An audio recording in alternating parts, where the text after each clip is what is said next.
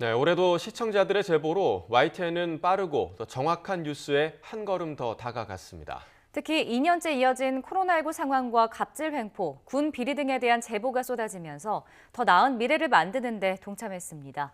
2021년 시청자들이 YTN에 보내주신 제보들을 박기환 기자가 정리해봤습니다. YTN으로 모여든 소중한 목소리들. 올해도 좀 더 좋은 세상을 만드는 데 큰 역할을 했습니다. 올해는 2년째 이어진 코로나19 사태, 그리고 백신 접종과 관련해 특히 많은 제보가 쏟아졌습니다.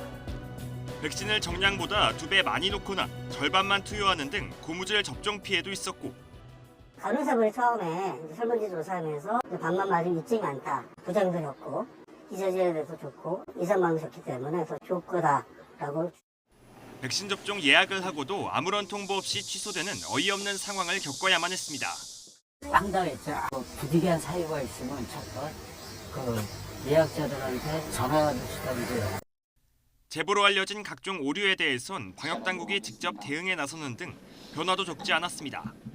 안전접종 민간대책협의회를 구성해서 오접종에 대한 유형을 분석하고 재발 방지 대책을 마련하고 또 사례가 발생할 경우에는 민간 합동조사 등을 시행하는 등 폐쇄적인 조직 문화 속에 감춰져 있던 문제들도 시청자들의 용기로 세상에 드러나기 시작했습니다.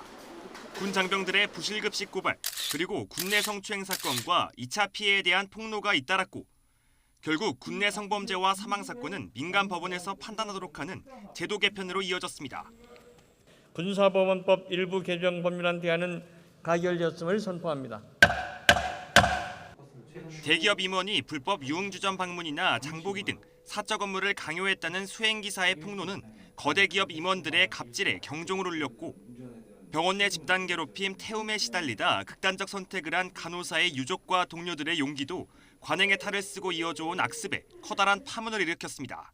신규분들이 들어와서 저희와 똑같은 상황을 겪지 않았으면 병원 측에서 조금씩 노력은 하는 것 같기는 한데 이게 조금 더 오래 유지가 됐으면 좋겠어요. 잠깐 보여주기식이 아니라. 가짜 응급구조사에게 환자 이송을 맡기거나 응급 이송 환자에게 바가지를 씌우고 탈세를 일삼는 등 사설 구급차 업계 부조리도 용기 있는 내부 고발자를 통해 알려졌습니다. 압박이 들어오죠. 돈을 많이 뜯어라.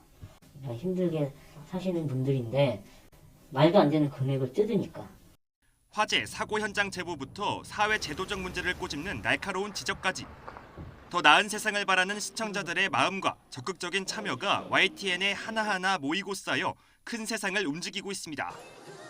YTN 박견입니다.